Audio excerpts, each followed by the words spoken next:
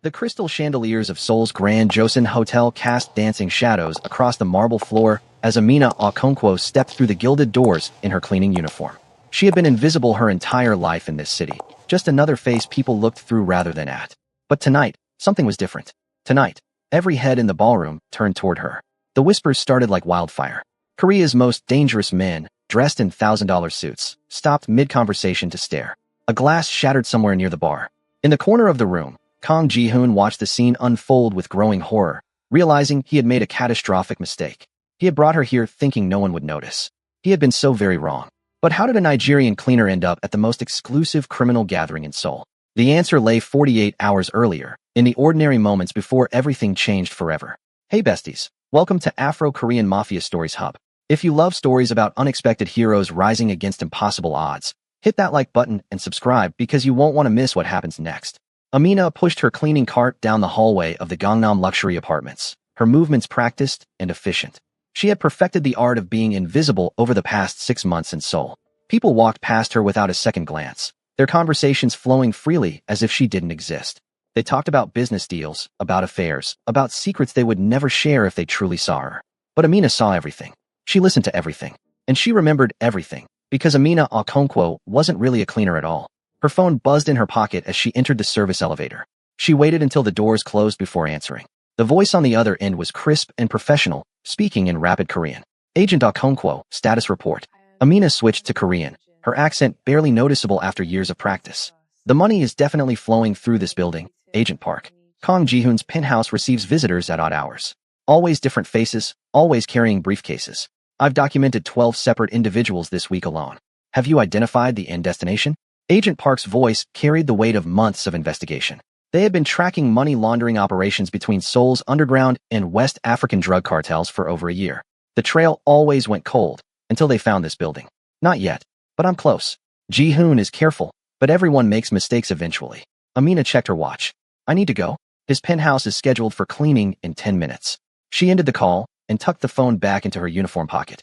The elevator doors opened on the 20th floor, where Seoul's most exclusive residents lived in luxury that most people couldn't imagine. Amina had grown up in Lagos, in a neighborhood where running water was a luxury. The wealth on display here still amazed her, even after 6 months of seeing it daily. The penthouse door was unlocked, as it always was when Ji-hoon expected her. Amina knocked twice and entered, pulling her cart behind her. The space was immaculate as usual, all clean lines and modern design. Floor-to-ceiling windows offered a view of Seoul that took her breath away every time she saw it. She began her routine, dusting surfaces that were already spotless, vacuuming floors that showed no dirt. The real work was in the observation. She photographed documents left carelessly on tables, noted names in appointment books, tracked patterns in the chaos of a criminal empire. The penthouse door opened suddenly. Amina's hand moved instinctively toward the knife hidden in her cleaning supplies, but she forced herself to relax when Kang Ji-hoon walked in with 2 men flanking him. She kept her head down, continuing to dust the bookshelf as if his presence meant nothing to her. Ji-hoon dismissed his companions with a gesture, and they left immediately, closing the door behind them. Amina could feel his eyes on her, studying her in a way that made her pulse quicken. She had spent 6 months being invisible to him. What had changed? You're very thorough, he said in Korean, his voice smooth and controlled.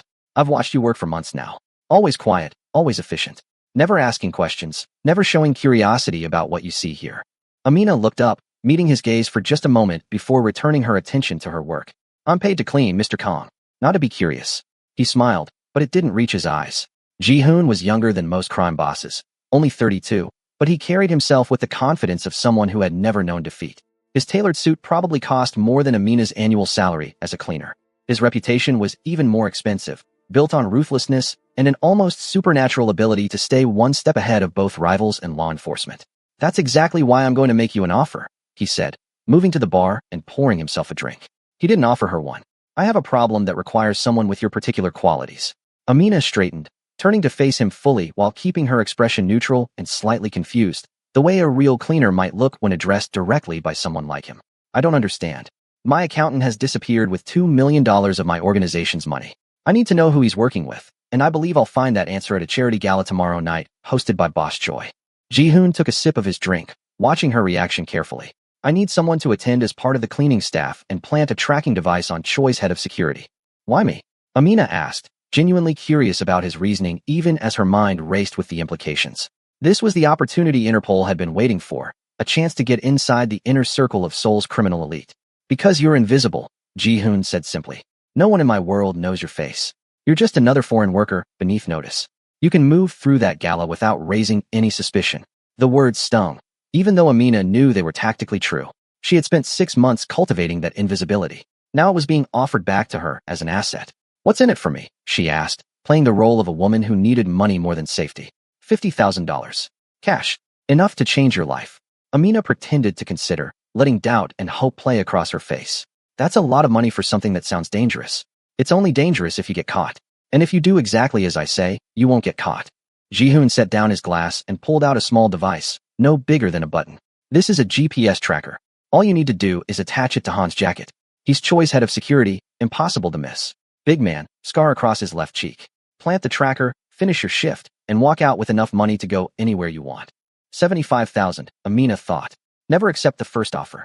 75,000, she said aloud. And I want half up front. Ji-hoon's eyebrow raised slightly, a hint of respect crossing his features. You negotiate. I like that. 75,000, but no money up front. You get paid when the job is done. Half up front or I walk. Amina insisted, channeling the desperation of someone who had nothing to lose. I need to know this is real before I risk my life. They stared at each other for a long moment. Finally, Ji-hoon nodded. Fine. 37,000 now, the rest tomorrow night. He pulled out his phone and made a call, speaking quickly in Korean. My man will bring you the cash in an hour. Meet him at the coffee shop on the corner. Amina nodded slowly, sealing the deal. What time tomorrow? 7 p.m. My people will brief you on the details. Ji-hoon turned away, dismissing her as easily as he had engaged her. And Amina? Don't disappoint me.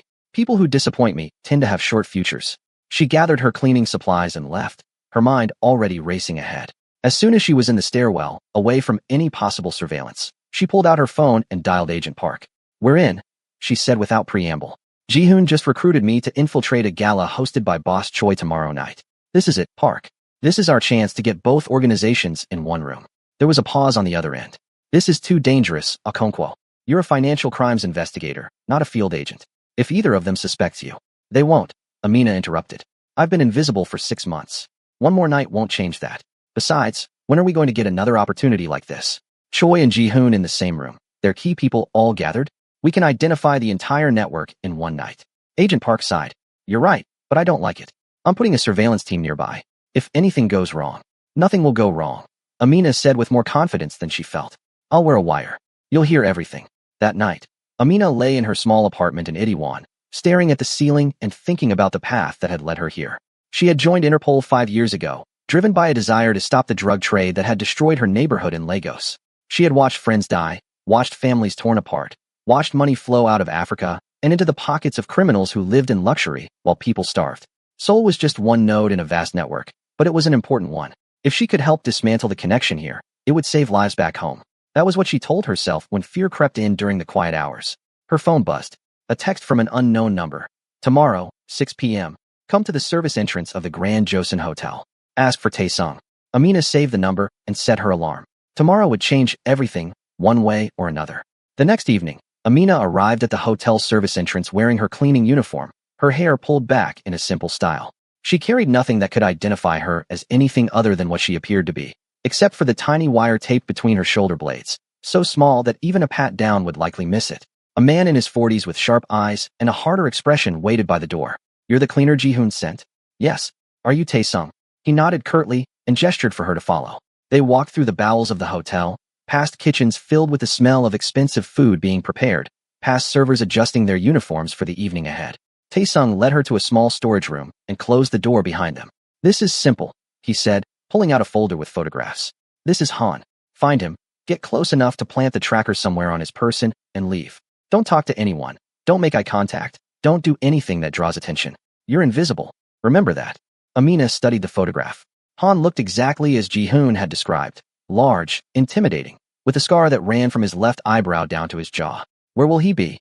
Choi's people always gather near the East Bar. Han doesn't drink, but he watches everyone who does. He's paranoid. Careful. You'll have one chance, maybe two. Don't waste them. Tae-sung handed her the tracker, the same small device Ji-hoon had shown her. It's magnetic. Press it against any metal surface on his clothing, belt buckle, watch, anything. It'll stick. And after, you finish your shift and leave through the same door you came in. Someone will meet you with your payment. Taesung's expression hardened. But understand this. If you betray Ji-hoon, if you take his money and run, there's nowhere in Seoul you can hide. Nowhere in Korea. Hell, nowhere in the world where his reach won't find you.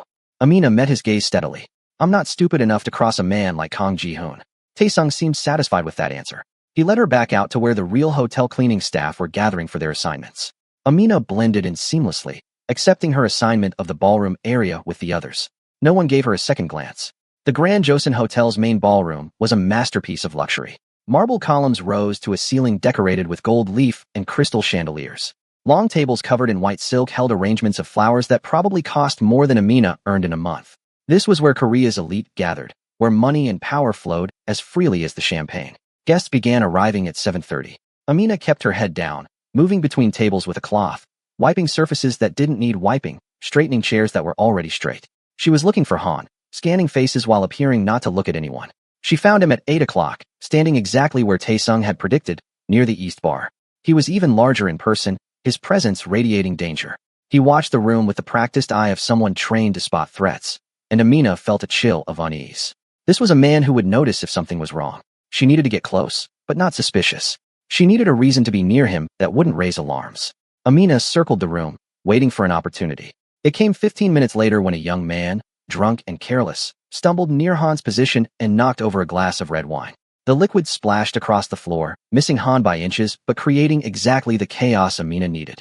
She moved immediately, approaching with her cleaning supplies. "Excuse me, I need to clean this," she said in Korean, keeping her eyes down and her voice apologetic. Han stepped aside without looking at her, his attention on the drunk man who was being escorted away by security. Amina knelt and began wiping up the wine, her heart pounding. She was less than 3 feet from him now.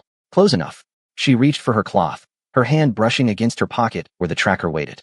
Just a few more seconds, and she could attach it to his belt, or his watch, or, "You there?" A voice cut through her concentration.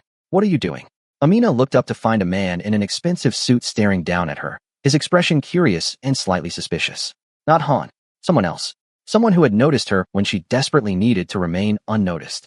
If you're hooked and want to see how a simple cleaning job turns into a deadly game of deception, smash that like button right now and subscribe so you don't miss what happens next. Trust me, you'll want to see where this goes. The man's eyes narrowed as he studied her face with unsettling intensity. Amina's training kicked in immediately, her expression shifting to polite confusion while her mind calculated escape routes and cover stories. She held up the wine-stained cloth, playing the role perfectly. "Cleaning the spill, sir. I apologize for any disruption." Her Korean was flawless, but she let a hint of accent color her words, enough to mark her as foreign, as other, as someone beneath his concern. But this man wasn't looking away. He was young, maybe late 20s, with the kind of face that had never known hardship. His suit was custom-tailored, his watch worth more than most cars. And he was staring at Amina like she was a puzzle he couldn't quite solve. "You're not Korean," he observed, speaking slowly as if she might not understand. "Where are you from?" "Nigeria, sir." Amina kept her eyes down respectfully, every muscle in her body screaming at her to run, while her training forced her to stay calm, to be invisible again. "If you'll excuse me, I need to finish." "Nigeria." His voice rose with genuine interest, drawing attention from nearby guests. "I've always wanted to visit Lagos. Tell me, is it true that?" Han shifted position, his attention moving from the room to the conversation happening beside him. Amina's window was closing. The tracker burned in her pocket like a coal, so close to completion, but slipping away with every second this drunk, curious fool kept talking. "Sir, I really must finish my work." Amina interrupted as politely as possible, gathering her supplies and starting to move away. But the man followed her, his curiosity apparently inflamed by her attempt to leave. "Wait, what's your name? How long have you been in Seoul? Do you like it here?" The questions came rapid fire, and other guests were turning now, their conversations pausing as they registered something unusual happening in their perfectly curated evening. This was going wrong. This was going very, very wrong. Amina could feel eyes on her, feel the weight of attention she had spent 6 months avoiding. She needed to disappear, to fade back into invisibility before someone recognized that she didn't belong, before someone looked too closely and saw past the uniform to the woman beneath. And then it got worse. A young man, clearly Boss Choi's son based on the deference others showed him, stumbled past with a glass of wine. He was drunk, his movements uncoordinated, and he crashed directly into Amina. Red wine splashed across her uniform, across her arms, across the floor in a spreading crimson pool. "Watch where you're going," Choi's son snapped, his face flushing with anger and embarrassment. "Stupid girl, you walked right into me." Amina knew better than to correct him. She knew the script, knew how this was supposed to go. She should apologize, should grovel, should make herself small and forgettable. That was the smart play, the safe play. But something in his tone, in the casual cruelty of his assumption that she had caused this, sparked a rebellion in her chest. She had spent 6 months bowing and scraping, 6 months being invisible, 6 months swallowing her pride for the mission. And in that moment, she was done. She straightened to her full height and met his eyes directly. "You walked into me, sir. Perhaps you should watch your own steps before blaming others for your clumsiness." The silence that followed was deafening. Choi's son's face went from red to purple, his mouth opening and closing as he processed the fact that a cleaner had just challenged him in front of Seoul's elite. The other guests stared, shocked whispers beginning to ripple through the crowd. And Amina realized, with a sinking feeling in her stomach, that she had just destroyed 6 months of careful invisibility in a single moment of pride. Choi's son stepped forward, his hand rising as if to strike her. Amina's body tensed, her training preparing her to block, to counter, to fight. But before either of them could move, a voice cut through the tension like a blade. "Dongmin, control yourself." Boss Choi himself approached, his presence commanding immediate attention. He was older than his son, gray touching his temples, but his eyes held a sharpness that age hadn't dulled. He looked at Amina with open curiosity, taking in her wine-stained uniform, her straight posture, her unflinching gaze. "Who is this woman?" Choi asked, and the question was directed not at Amina but at the room in general. "She doesn't move like staff. She doesn't speak like staff." His eyes narrowed. "She doesn't fear like staff. So who is she?" This was it. The moment, everything fell apart. Amina's hand moved subtly toward the small knife hidden in her waistband, calculating odds and outcomes. She could fight her way out maybe, if she moved fast enough, if she was lucky enough. Agent Park's surveillance team was outside, but they might as well have been in Busan for all the good they could do her now. And then Kang Ji-hoon walked across the ballroom floor. He moved with purpose, his expression a perfect mask of calm confidence.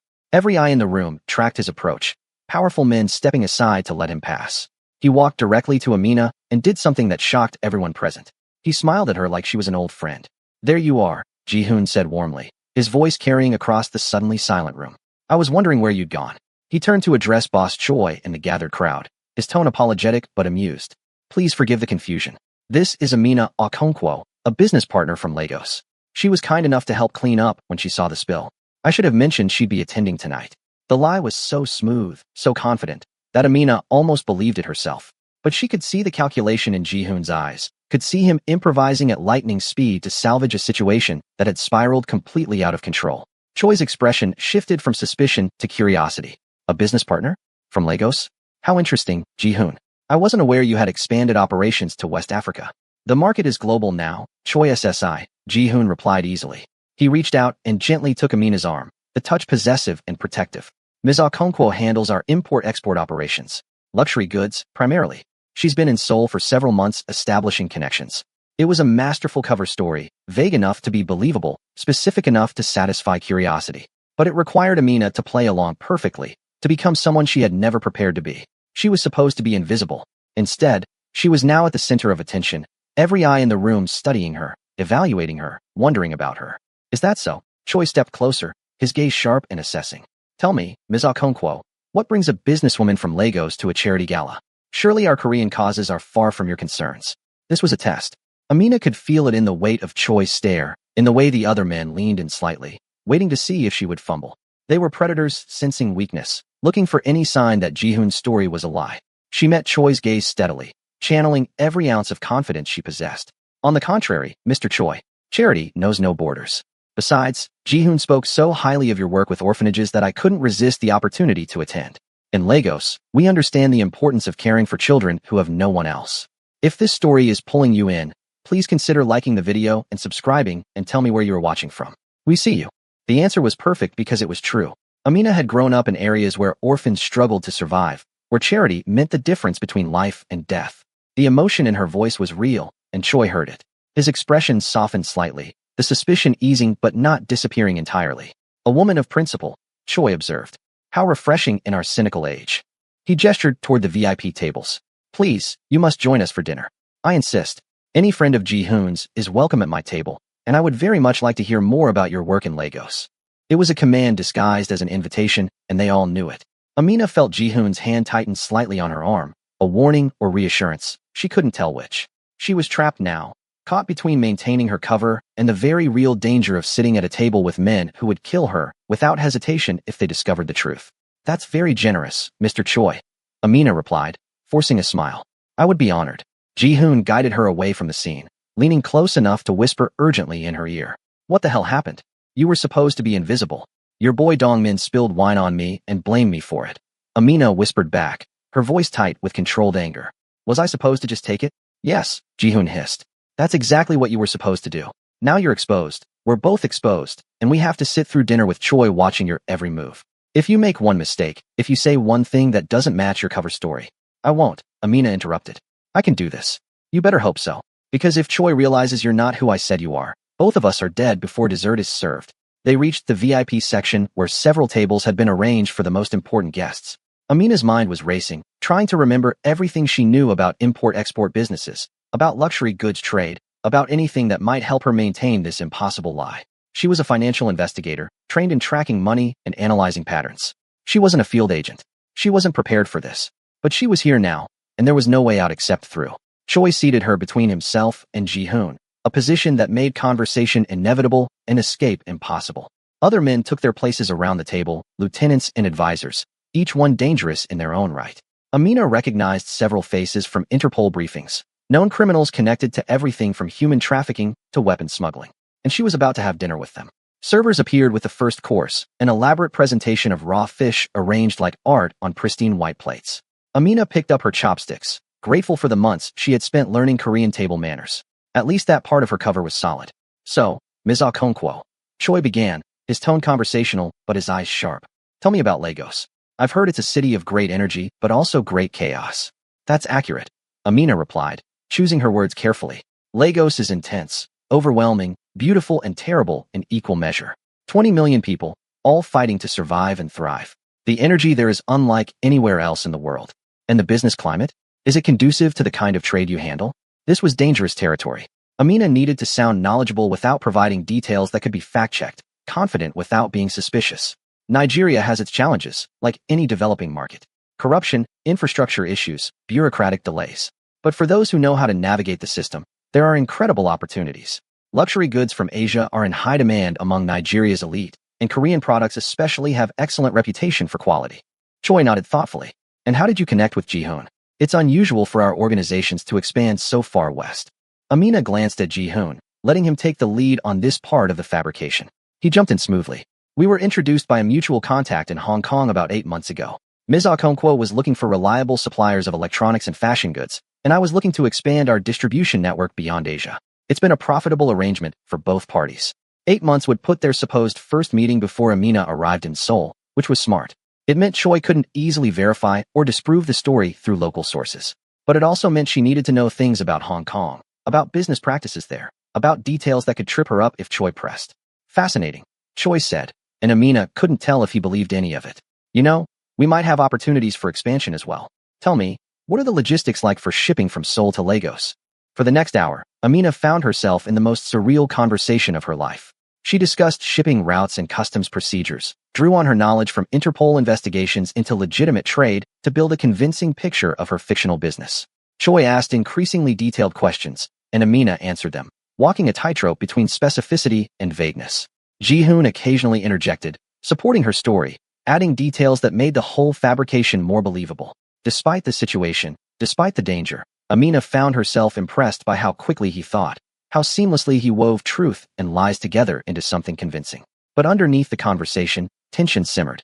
She could feel it in the way Choi's lieutenant, Han, watched her from across the table. Could see it in how other men at nearby tables kept glancing over, clearly wondering who this strange woman was and why she commanded so much attention. You speak Korean remarkably well, Han observed suddenly, his voice gravelly and suspicious. How long did you study? 5 years, Amina replied without hesitation. I knew I wanted to do business in Asia, so I studied Korean and Mandarin at university. Languages open doors that money cannot. It was the truth, which made the lie more convincing. She had studied Korean at Interpol training, had spent thousands of hours perfecting her accent, learning the nuances of formal and informal speech. That investment was paying dividends now. Han grunted, not quite satisfied but unable to pinpoint why. And your family? Do they worry about you being so far from home? The question hit closer than he could know. Amina's parents had died when she was young, victims of the drug violence she had dedicated her career to fighting. She had a brother somewhere in Lagos, but they hadn't spoken in years, their relationship fractured by choices and distance. My family understands that opportunity sometimes requires sacrifice, she said quietly, and the emotion in her voice was real enough that even Han seemed to accept it. The dinner continued through multiple courses, each more elaborate than the last. Amina ate mechanically, her attention split between maintaining her cover and listening for any useful intelligence. These men talked business openly, secure in the belief that everyone present was already compromised, already criminal. She heard mentions of shipments arriving at Incheon port, of territories being negotiated, of politicians who had been bought, and ones who still needed convincing. The wire hidden under her clothes captured every word, transmitted it to Agent Park's surveillance team outside. This was exactly the kind of intelligence Interpol needed. But then Choi said something that made Amina's blood run cold. "There's a special shipment coming Thursday," he mentioned casually to one of his lieutenants. "Make sure everything is prepared at the port. This one is delicate. Very delicate. If anything goes wrong, if there are any witnesses, we'll have problems that extend far beyond Korea. My loves, if you're enjoying this, liking and subscribing is always appreciated." The way Choi said it, the emphasis on witnesses, sent alarm bells ringing through Amina's mind. This wasn't a normal smuggling operation. This was something worse, something that required absolute secrecy. She filed the information away, committing every detail to memory, while keeping her expression neutral and pleasant. Ji-hoon noticed her attention, shot her a warning glance. She was supposed to be a businesswoman, not someone interested in criminal logistics. She smiled and returned her focus to her food, but her mind was racing. Thursday was 3 days away. Whatever was coming through Incheon port, it needed to be stopped. Dessert arrived, an elaborate construction of fruit and cream that probably required 3 chefs and an architecture degree. Amina was picking at it politely when a commotion at the entrance caught everyone's attention. A group of men entered, moving with military precision. They weren't dressed as servers or guests. They wore dark suits, their jackets cut loose to conceal weapons, their eyes scanning the room with professional alertness. Amina's training identified them immediately as security, but not hotel security. These were private contractors, the kind hired for wet work. And they were moving toward the VIP section. Choi noticed them too, his expression darkening. "Who authorized?" he began, but the words died as the lead man pulled a gun. Everything happened in seconds. The hired security opened fire, not randomly, but with clear targets. One of Choi's lieutenants went down immediately, blood spraying across the white tablecloth. Screams erupted throughout the ballroom. Guests dove for cover, expensive dresses and designer suits hitting the floor without regard for dignity or cost. Amina's body reacted before her mind caught up. She saw the gunman's barrel swinging toward Ji-hoon, saw his finger tightening on the trigger. She launched herself sideways, crashing into Ji-hoon and dragging him down as the bullet passed through the space where his head had been a heartbeat earlier. They hit the ground hard, Ji-hoon's body weight crushing her against the marble floor. More gunfire erupted, the sound deafening in the enclosed space. Glass shattered, tables splintered, people screamed and ran in every direction. Ji-hoon's bodyguards returned fire, their weapons appearing like magic from concealed holsters. Choi's men did the same. The charity gala had become a war zone in the span of 10 seconds. "Move," Ji-hoon shouted in her ear, dragging her behind an overturned table. They huddled there as bullets struck the thick wood, each impact sending splinters flying. Amina could see the tactical situation deteriorating by the second. The attackers had positioned themselves to block the main exits. They weren't just trying to kill their targets. They were trying to trap everyone inside. One of the gunmen advanced on their position, his weapon tracking smoothly as he searched for Ji-hoon. Amina saw him coming, saw the angle he was taking that would expose them both. Her hand moved to the small knife she kept hidden in her waistband, the only weapon she had brought to what was supposed to be a simple surveillance operation. The gunman rounded the table, his gun rising. Amina moved without thinking, without planning, acting on instinct and training. She surged upward, inside his reach, her knife finding the soft spot beneath his ribs and driving upward with all her strength. His eyes went wide with shock. The gun fell from his hands as he collapsed, blood spreading across his expensive suit. Amina caught his weapon as it fell, her hands checking the magazine and chamber with practiced efficiency. Ji-hoon stared at her. "What the hell are you?" No time to answer. Another gunman was approaching, this one smarter, using cover and concealment. Amina tracked his movement, waiting for the moment when he would have to expose himself to fire. When he did, she squeezed the trigger twice, controlled shots that took him in the chest, and dropped him instantly. The remaining attackers realized they were facing more resistance than expected. They retreated toward the entrance, laying down covering fire. Ji-hoon's bodyguards pursued, and the sound of gunfire moved away from the VIP section toward the hotel lobby. The sudden silence that followed was almost as shocking as the violence had been. Smoke hung in the air, mixing with the smell of gunpowder and blood. Wounded guests moaned and cried out. Someone was sobbing hysterically near the bar. The crystal chandeliers still glittered overhead, absurdly beautiful above the carnage. Amina stood slowly, the gun still in her hand, her cleaning uniform soaked with wine and now blood. Her heart hammered against her ribs, adrenaline making her hands shake slightly. She had just killed 2 men in front of dozens of witnesses, had exposed combat training that no businesswoman should possess. Her cover was destroyed. Everything was destroyed. Ji-hoon rose beside her, his eyes locked on her face with an intensity that made her want to run. "Who are you?" he asked again, his voice deadly quiet. "And don't lie to me. I just watched you disarm and kill a trained operative in under 3 seconds. That's not something they teach in business school." Before Amina could answer, Tae-sung appeared, his own gun drawn, his face streaked with blood from a cut above his eye. "Boss, we need to leave. Now. Police are coming, and we can't be here when they arrive." Ji-hoon grabbed Amina's arm, his grip like iron. "She comes with us. Boss, she just saved my life. Twice. She comes with us." There was no room for argument in his tone. Ji-hoon pulled Amina toward the service exit, Tae-sung and 2 surviving bodyguards forming a protective barrier around them. They moved through the hotel's back corridors at a run. Amina could hear sirens approaching, growing louder by the second. Her mind raced through options, calculating angles and outcomes. She could try to escape, could attempt to reach Agent Park's team outside. But Ji-hoon's grip was unyielding, and his bodyguards would gun her down before she made it 10 steps. Besides, she was still wearing a wire. Park would have heard everything, would be tracking her location. If she stayed close to Ji-hoon, she might learn more about the Thursday shipment, might salvage something from this disaster. They burst out of a service door into an alley where a black SUV waited, engine running. Ji-hoon shoved Amina into the back seat and climbed in beside her. Tae-sung took the front passenger seat, and they peeled away from the hotel with screeching tires. For several minutes, no one spoke. The driver navigated through Seoul's streets with expert precision, taking turns and doubling back to ensure they weren't followed. Amina stared out the window, watching the city blur past, trying to process what had just happened. She had blown her cover. She had killed 2 people. She had saved Ji-hoon's life, and in doing so, had tied herself even closer to a man who would absolutely kill her when he discovered the truth about who she really was. "Where are we going?" she finally asked, breaking the heavy silence. "Somewhere we can talk without interruption," Ji-hoon replied.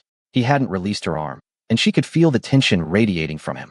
"Somewhere you're going to tell me everything. And I mean everything." They drove for another 20 minutes, eventually pulling up to a nondescript building in Itaewon. Not Ji-hoon's penthouse in Gangnam, Amina noted. A safe house, somewhere off the official records. That was both good and bad. Good because it meant they were harder to track. Bad because it meant no witnesses to whatever happened next. The safe house was on the 3rd floor, accessible only by a private elevator that required a key card. Inside, it was surprisingly comfortable. Modern furniture, a full kitchen, large windows overlooking the street.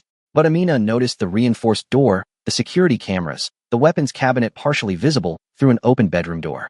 This was a place designed for people who needed to disappear. Ji-hoon finally released her arm, but positioned himself between her and the exit. Tae-sung stood near the door, his hand resting casually on his holstered gun. The message was clear. She wasn't leaving until they got answers. "Start talking," Ji-hoon commanded.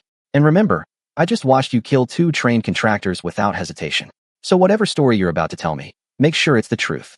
Amina weighed her options. She could try to maintain the business cover, but that ship had sailed the moment she picked up that gun. She could attempt to fight her way out, but she was outnumbered and outgunned. Or she could take a calculated risk and reveal just enough truth to buy herself time. "My name is Amina Okonkwo," she began, which was true. "And I'm not a businesswoman. I'm Interpol." The words hung in the air like a bomb waiting to explode. Tae-sung's hand moved to his gun, but Ji-hoon held up a hand, stopping him. His expression was unreadable, a mask of control that gave nothing away. "Interpol," he repeated slowly. "So everything tonight was what? An undercover operation that went catastrophically wrong. I was investigating money laundering between Seoul and West Africa." Amina continued, deciding that honesty was her only play now. "I've been watching your building for 6 months, tracking the flow of cash through your organization. When you offered me the job at the Gala, I saw an opportunity to get close to both you and Choi, to identify the full network. And instead, you saved my life." Ji-hoon moved closer, studying her face. "Why? You're a cop. I'm a criminal. You could have let me die and completed your mission." It was a good question, one Amina had been asking herself since the bullets started flying. "Because in that moment, I saw a person, not a case file. And I'm not the kind of person who stands by and watches someone die when I can prevent it." If you're enjoying the story, besties, a like and subscribe really helps. Ji-hoon laughed, but there was no humor in it. How noble. How incredibly stupid. He turned away, running a hand through his hair in frustration. "Do you have any idea what you've done? You're a cop who just killed 2 men in self-defense at a criminal gathering. Your cover is blown, your operation is compromised, and now you're a liability to both sides. Interpol can't acknowledge you without exposing their operation, and every criminal in Seoul will want you dead once word spreads about what happened tonight." He was right, and Amina knew it. She had acted on instinct, saved Ji-hoon's life, and in doing so had destroyed 6 months of careful work. Agent Park would be furious. Her superiors would be livid. She had violated every protocol, broken every rule. And for what? To save a man who trafficked drugs and laundered money? So what happens now? She asked quietly. You kill me and dump my body in the Han River? Ji-hoon turned back to face her, and for the first time, she saw genuine confusion in his eyes. I should. By every rule of the world we live in, I should put a bullet in your head right now. You're a cop. You've been spying on me. You've probably gathered enough evidence to put me away for years. So why don't you? Amina challenged, meeting his gaze directly. Because you saved my life. Because whatever else you are, you had a chance to let me die and chose not to. That means something. He moved closer, so close she could see gold flecks in his dark eyes. But more than that, something else is happening here. Those men weren't choice. They weren't mine.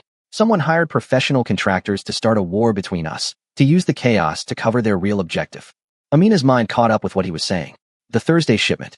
Ji-hoon nodded slowly. You heard that too. Choi mentioned something big coming through Incheon port, something that required absolute secrecy. And now, 3 days before that shipment arrives, someone tries to kill both of us in a very public, very messy way.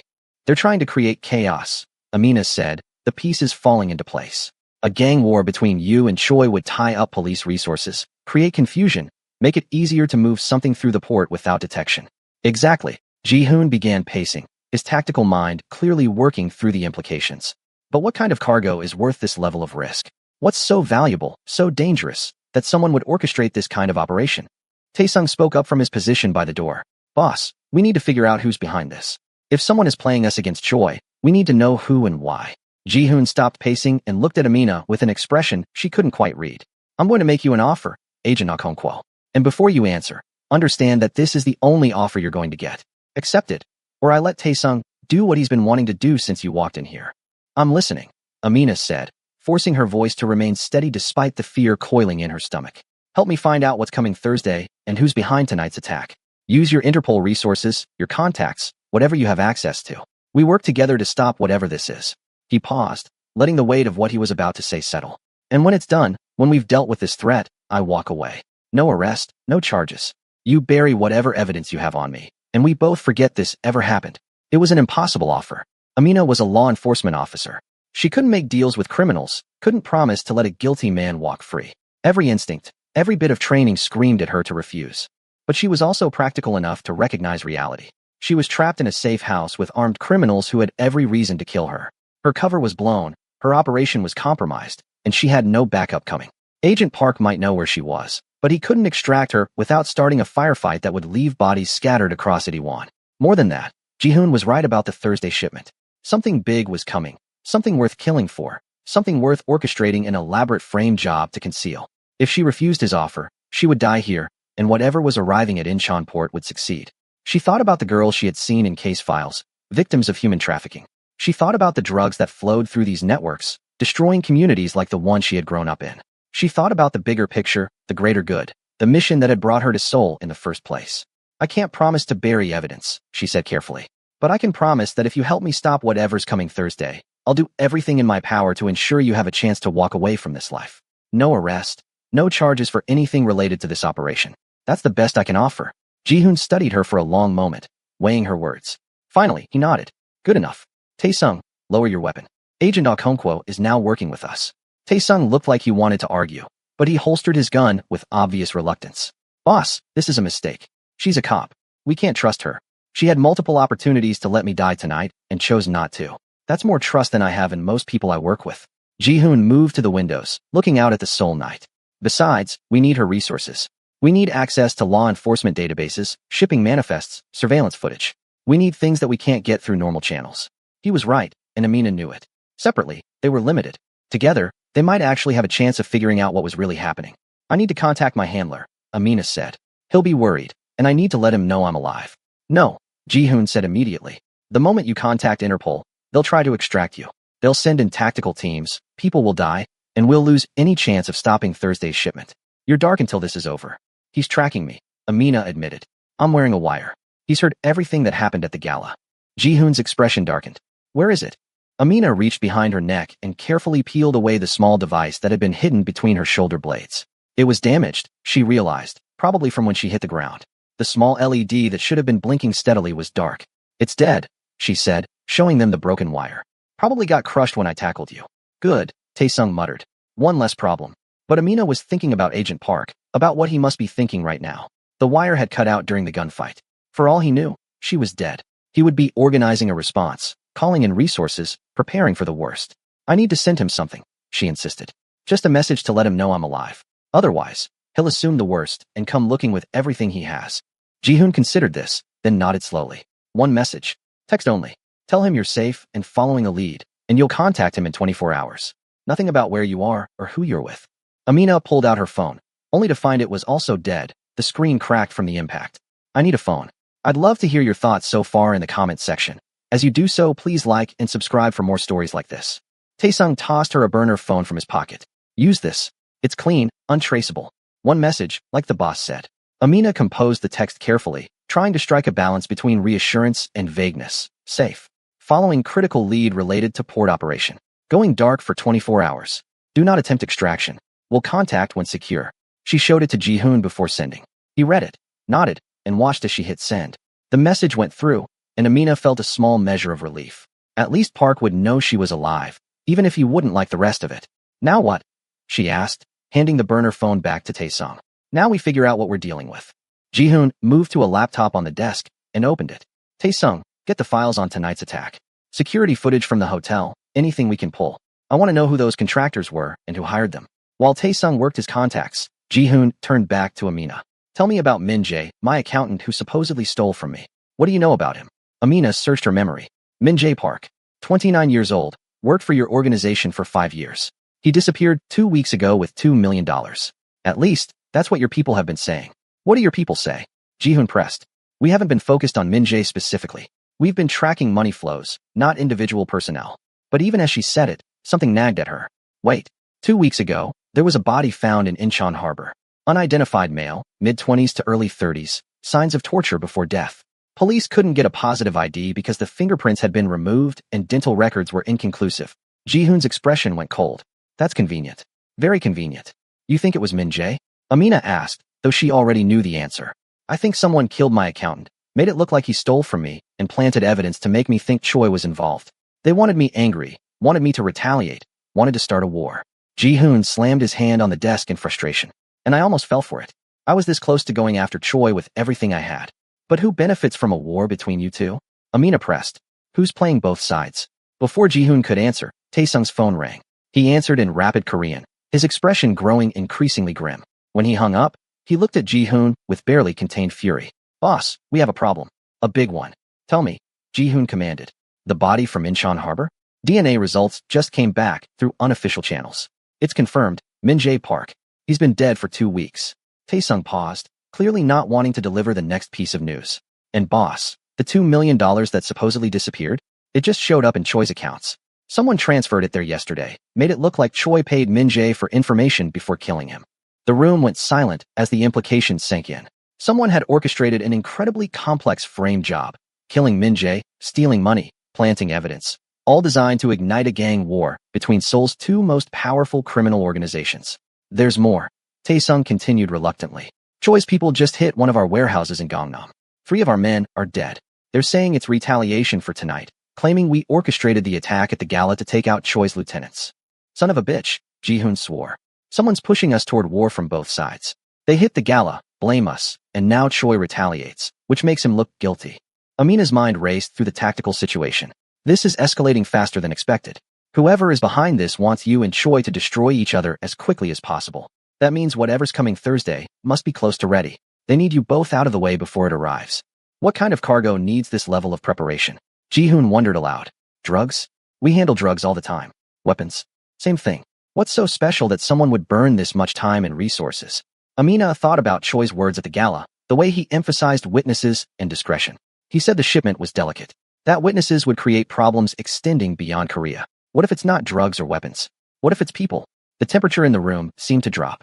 Human trafficking was the darkest corner of organized crime, the one thing that even hardened criminals sometimes drew the line at. It was also incredibly lucrative and incredibly dangerous, requiring networks that spanned continents. If someone is moving people through Incheon port, they would need the police distracted. Amina continued, her voice quiet but intense. They would need port security compromised, customs officials bribed, and most importantly, They would need the two organizations that control Seoul's underground too busy fighting each other to notice what's happening. Taesung's face had gone pale. Boss, if this is what I think it is. We need confirmation, Ji-hoon interrupted. We need to know exactly what's on that ship and who's behind it. Amina, can you access Interpol's databases from here? Not directly. My credentials are tied to my official identity, and if I log in now, it will set off alarms. She thought for a moment. But I can contact someone who can access them for me. Someone I trust. Who? Ji-hoon demanded. Agent Park, my handler. He's already worried about me. If I reach out with specific requests, he'll understand that I'm onto something bigger than our original operation. She looked at Ji-hoon directly. But I need to give him something. I can't just ask for classified information without explaining why. I need to tell him about the Thursday shipment. Absolutely not, Taesung said immediately. You tell Interpol, and they'll flood the port with agents. The traffickers will see them coming and disappear. We'll lose our only chance to stop this. He's right, Ji-hoon agreed. We need to handle this quietly, surgically. If we alert too many people, whoever is behind this will abort and try again somewhere else. We need to catch them in the act. Amina understood their reasoning, but she also understood the risks. If we wait until Thursday and something goes wrong, if people die because we didn't call in backup, people are definitely going to die if we call in backup, Ji-hoon interrupted.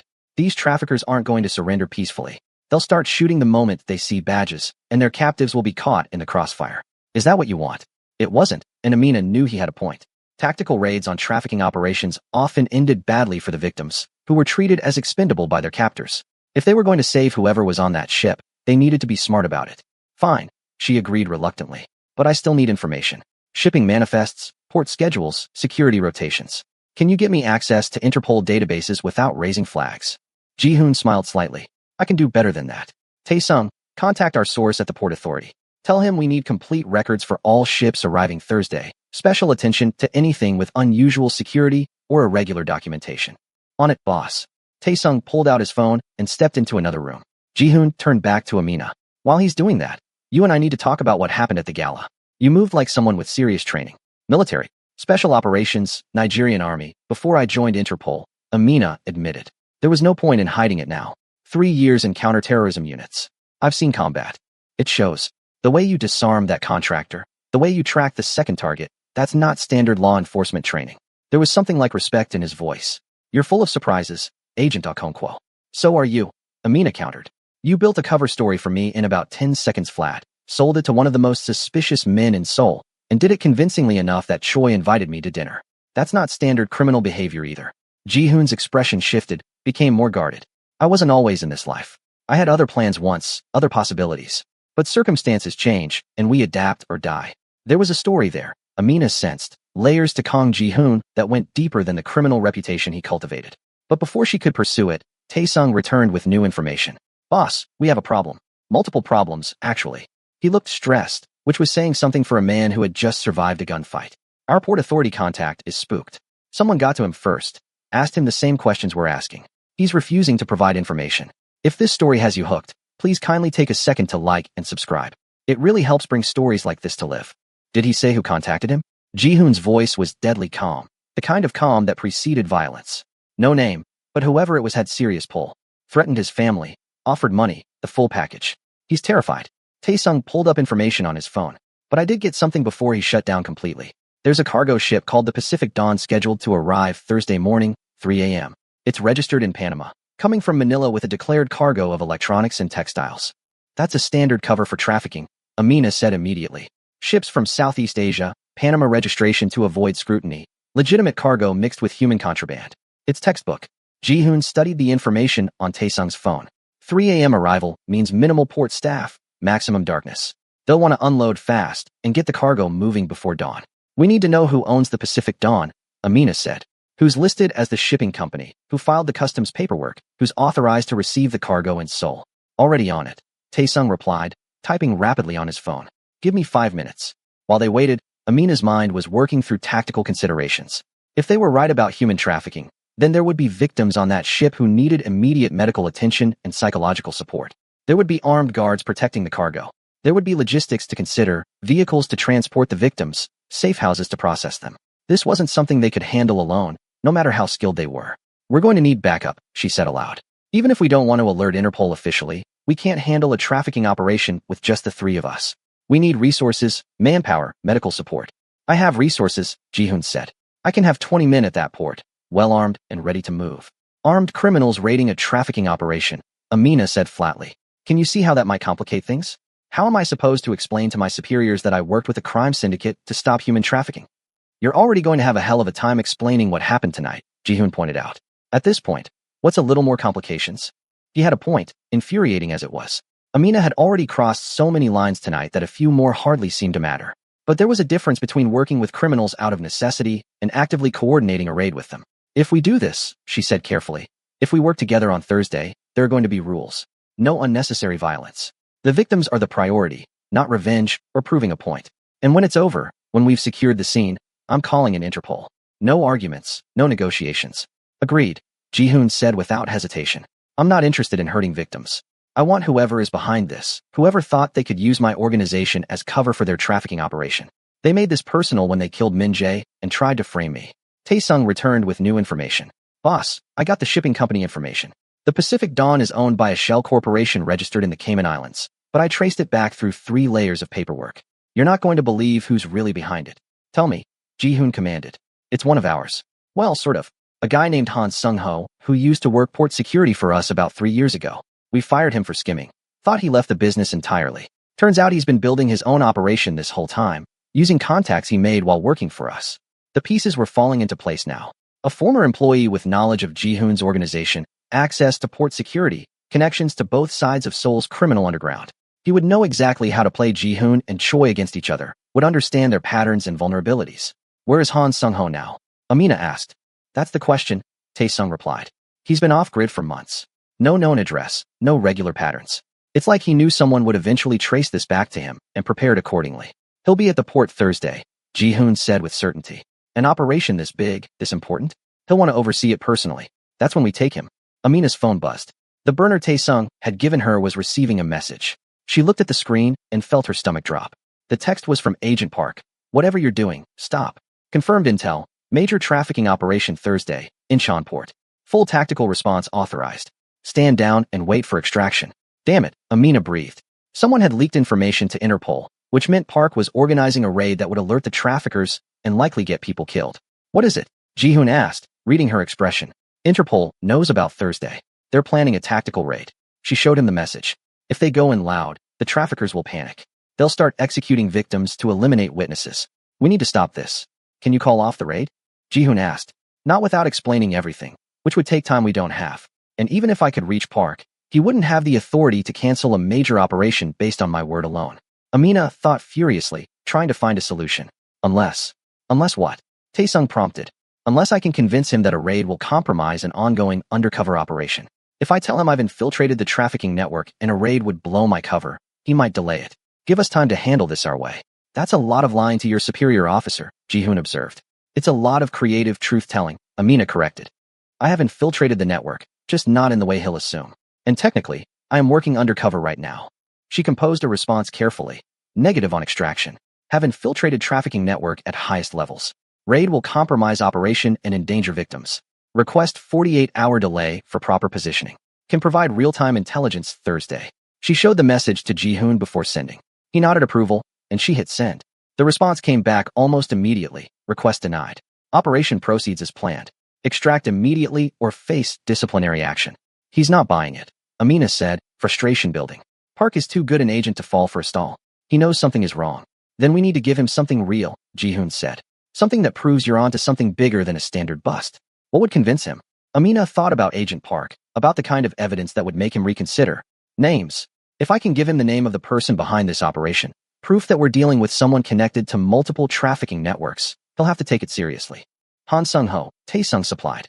Former port security, current trafficker. I can send you his file, everything we have on him. Do it, Amina ordered. When Taesung sent the information, she forwarded it to Agent Park with a new message. Han Sung-ho. Former port security, current trafficking kingpin.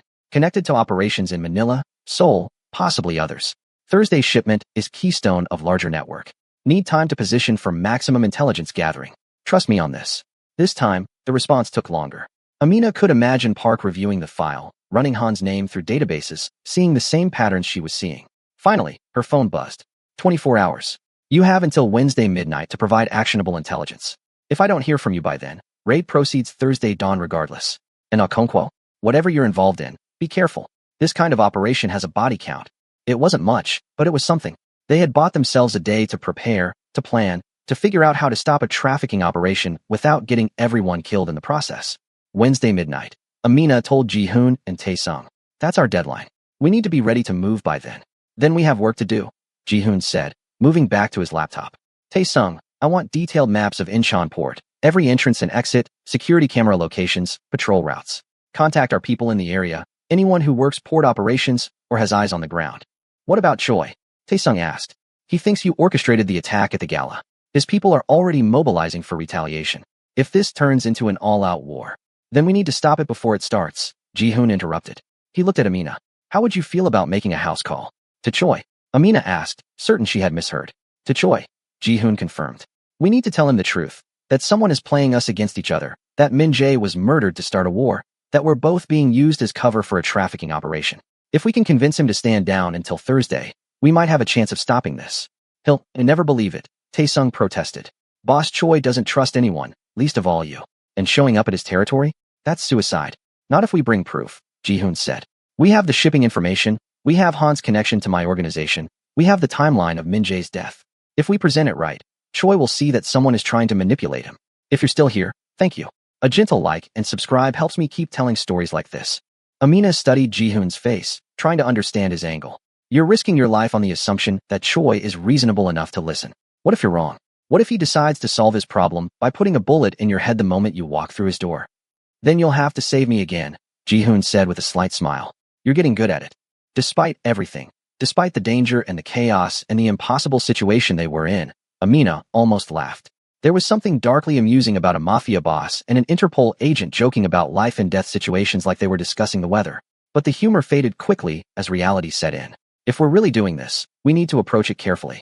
Choi will have guards, security, probably enhanced after tonight's attack. We can't just walk in unarmed and hope for the best. We won't be unarmed, Ji-hoon assured her. But we will need to make a show of good faith. Minimal security, open body language, everything that says we're coming to talk, not fight. This is insane, Tae-sung muttered, but he was already moving to prepare. I'll set up a meeting request through back channels. Let Choi's people know you want to talk. But boss, if this goes wrong, make sure my mother gets the account information for the Zurich holdings, Ji-hoon said calmly. She'll know what to do with it. The casual way he discussed his potential death sent a chill through Amina. This was the world Ji-hoon lived in, where every decision could be your last, where violence was always one wrong word away. It was a world she had studied, investigated, but never truly inhabited until now. Over the next 3 hours, they planned. Tae-sung made calls, using intermediaries and coded language to reach out to Choi's organization. The message was simple. Ji-hoon wanted a meeting, neutral ground, minimal security, to discuss matters of mutual concern. It was the kind of request that would normally be rejected outright, but the chaos of the night's events had created an opening. Everyone wanted answers. Choi's response came at 2 in the morning. He would meet, but on his terms. His club in Hongdae, 2 a.m. Wednesday. Ji-hoon could bring one person. Any sign of treachery, and it would be the last mistake he ever made. I'm going with you, Amina said before Ji-hoon could suggest Tae-sung. Absolutely not, Tae-sung objected. Boss, she's a cop. Bringing her to a meeting with Choi is asking for trouble. She's also the reason I'm alive, Ji-hoon countered. And she has information about the trafficking operation that might convince Choi we're telling the truth. She goes. Amina appreciated the vote of confidence, even as she recognized the danger. Walking into Choi's territory as an Interpol agent was possibly the most reckless thing she had ever done. But they were past the point of safe choices. They spent the remaining hours reviewing intelligence. Tae-sung's contacts had provided detailed information about the Pacific Dawn. Crew manifest showing 23 sailors, cargo holds that could conceivably hide dozens of people, a route that had stopped in Manila for 48 hours before heading to Seoul. Everything pointed toward human trafficking. Most of the victims will be women, Amina said, reviewing the patterns she had studied during her training. Young, probably from poor areas of the Philippines, promised jobs in Korea as maids or factory workers. They'll have been told they're traveling legally, won't realize they've been trafficked until they arrive. And then what? Ji-hoon asked. Then they're sold. To brothels, to private buyers, to labor camps. The ones who resist are beaten or drugged into compliance. The ones who comply are trapped by debt and fear. Amina's voice was flat, professional, but inside she felt the familiar rage that had driven her to this work. The lucky ones eventually escape or are rescued. The unlucky ones die in captivity. The room fell silent. Even Tae-sung, who had seen and done terrible things in his years with Ji-hoon's organization, looked uncomfortable. This was different from drugs or weapons. different from the violence between criminals who chose this life. This was innocent people being destroyed for profit. We stop this, Ji-hoon said quietly. Whatever it takes, whoever gets in the way, we stop this. Wednesday morning arrived with Seoul's winter sun barely penetrating the gray clouds. Amina had slept for maybe 2 hours, curled in a chair in the safe house's living room, her mind too active for real rest. She woke to find Ji-hoon already dressed, reviewing maps on his laptop. Coffee, he offered, gesturing to a fresh pot in the kitchen. Thanks. Amina poured herself a cup, the warmth a small comfort against the cold dread in her stomach. Tonight they would meet with Choi. Tomorrow they would raid the port. Everything was happening so fast, spiraling further out of control with each passing hour. You don't have to do this, Ji-hoon said suddenly. Meeting with Choi, I mean. I can tell him you're too valuable to risk, keep you out of it. And missed the chance to see two crime bosses negotiate peace. Amina managed a tired smile. Besides, you need me there. I have information Choi doesn't. Perspective he won't get from his own people. If we're going to convince him, I'm your best shot. You're not what I expected, Ji-hoon admitted. When I offered you that job, I thought you were just a cleaner trying to survive in a foreign country. I didn't expect a special operations veteran turned Interpol agent with a tendency to throw herself in front of bullets. You're not what I expected either, Amina countered. The file said you were ruthless, violent, interested only in profit and power. They didn't mention that you build cover stories to protect people or that you care about stopping human trafficking. I'm still ruthless and violent, Ji-hoon said, but there was something almost vulnerable in his expression. Don't mistake necessity for virtue. I do what I do because it's the world I was born into, the world I chose when other options closed. But trafficking? That's where I draw the line. Everyone should have that line. Before Amina could respond, Taesung entered with new information. Boss, we have movement. Choi's people hit another one of our locations, a gambling house in Myeongdong. 5 injured, 2 critical. They're saying it's payback for the Gala, claiming you started this war. Ji-hoon's jaw tightened. Casualties on their side.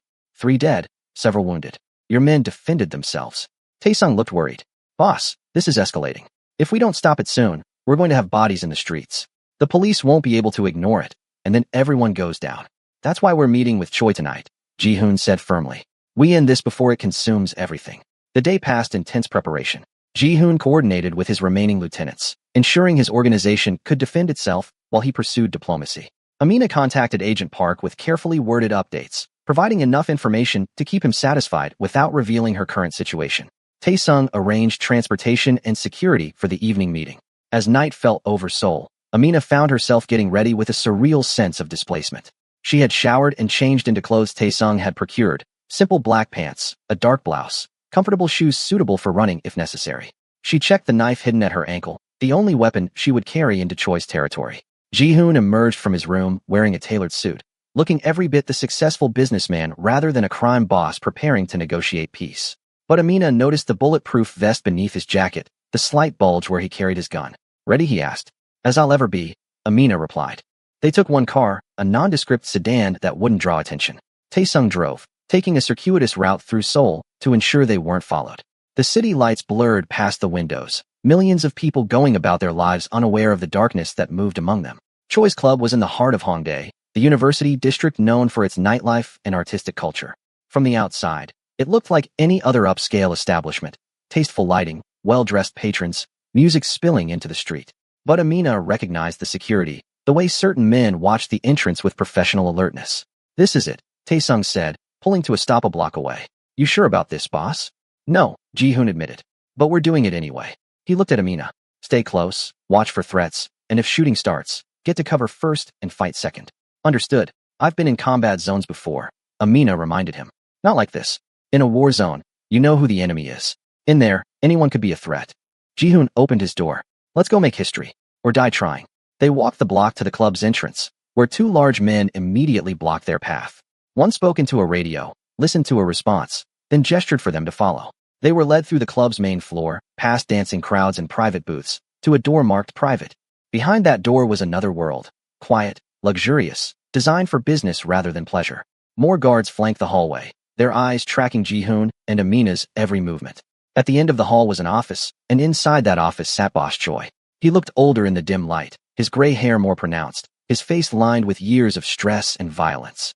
But his eyes were sharp as ever, missing nothing as Ji-hoon and Amina entered. Han, his scarred head of security, stood behind him, his hand resting casually on his holstered weapon. Kong Ji-hoon, Choi said, his voice carrying the weight of authority. You have courage, I'll give you that. Coming here after everything that's happened takes either bravery or stupidity. I haven't decided which yet.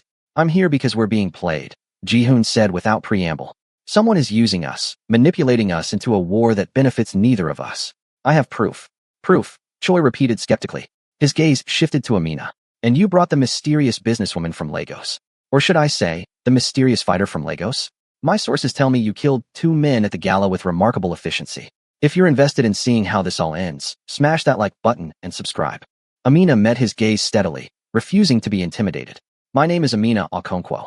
I'm an Interpol agent investigating human trafficking networks between Southeast Asia and Korea.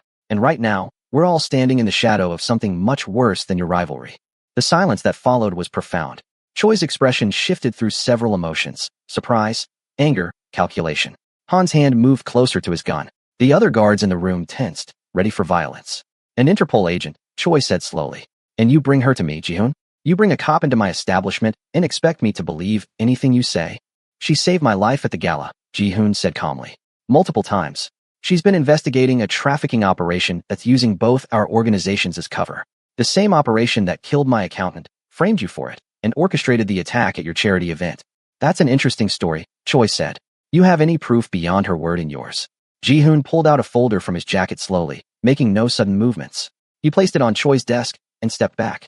Everything we've found.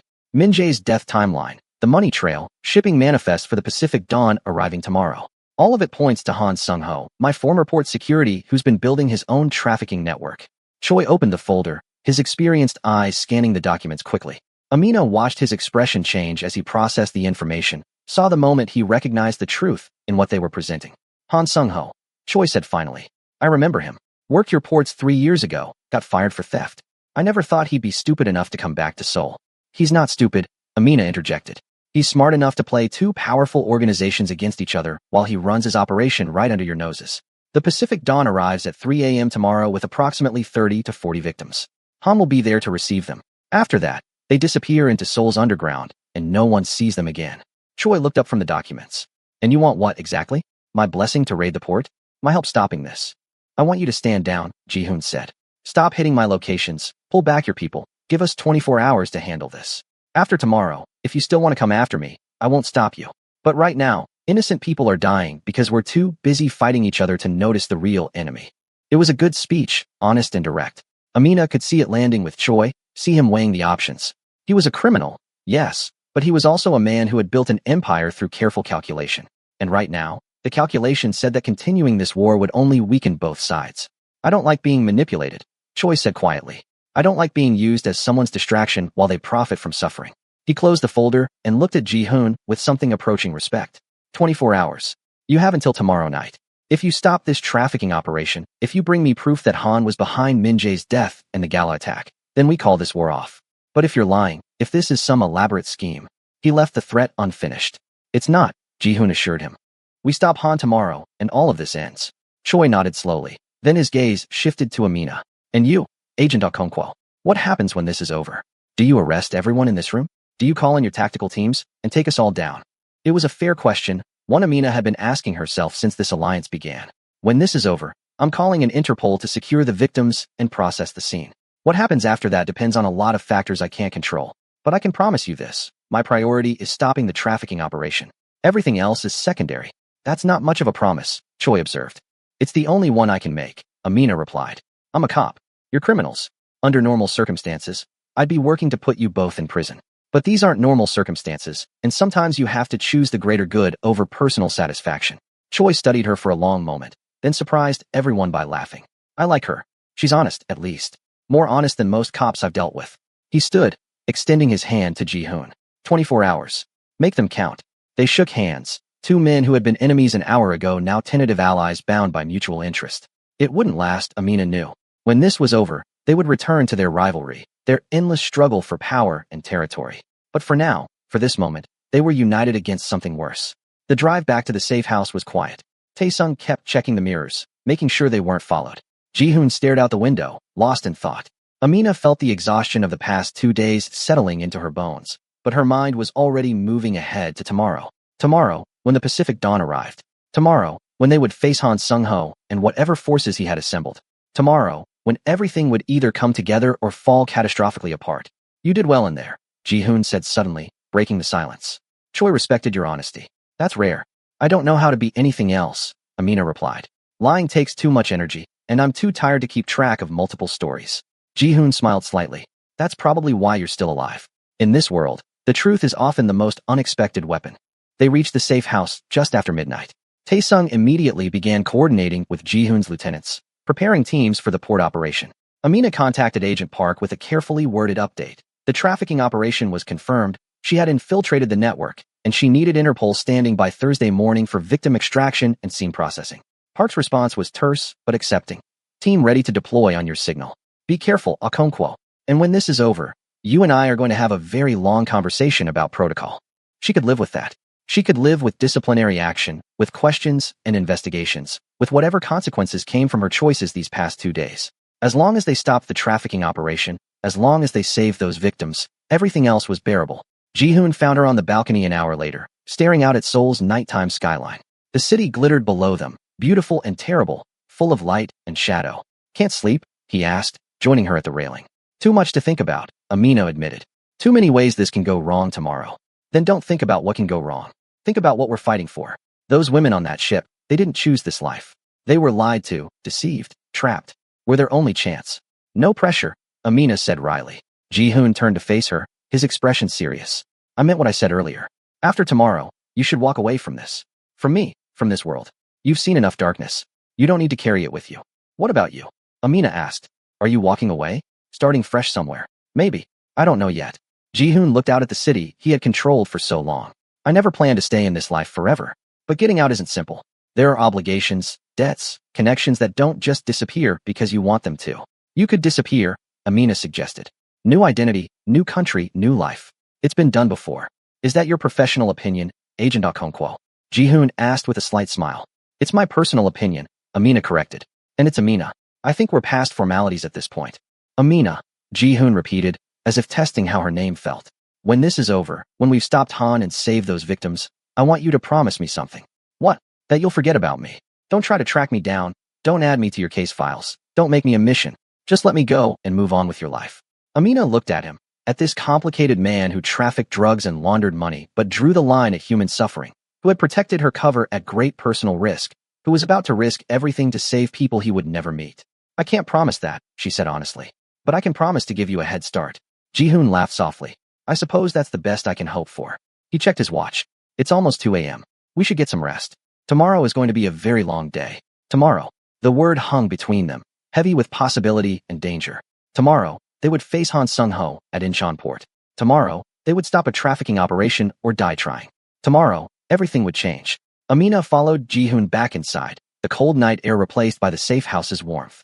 She settled into the chair she had slept in before, pulling a blanket around herself. Across the room, Ji-hoon did the same, and for a while, they sat in comfortable silence, two people from different worlds united by circumstance and choice. Sleep came eventually, restless and filled with dreams of tomorrow. And when Amina woke Thursday morning, it was to Taesung's urgent voice. Boss, agent, we have movement. The Pacific Dawn just entered Korean waters. It'll dock in 3 hours. We need to move now. This was it. The moment everything had been building toward. Amina stood, adrenaline already flooding her system, pushing away the exhaustion and fear. She checked her weapons, her phone, her resolve. Across the room, Ji-hoon did the same, their movements synchronized by shared purpose. Ready, he asked. Ready, Amina confirmed. And together, they walked toward the dawn, toward whatever waited at Incheon Port, toward the end of this impossible alliance and the beginning of whatever came next. If you've made it this far, you know this isn't just a story about a mafia boss and an undercover agent. It's about the choices we make when everything is on the line, about finding unexpected allies in the darkest places, about fighting for what's right even when the cost is everything.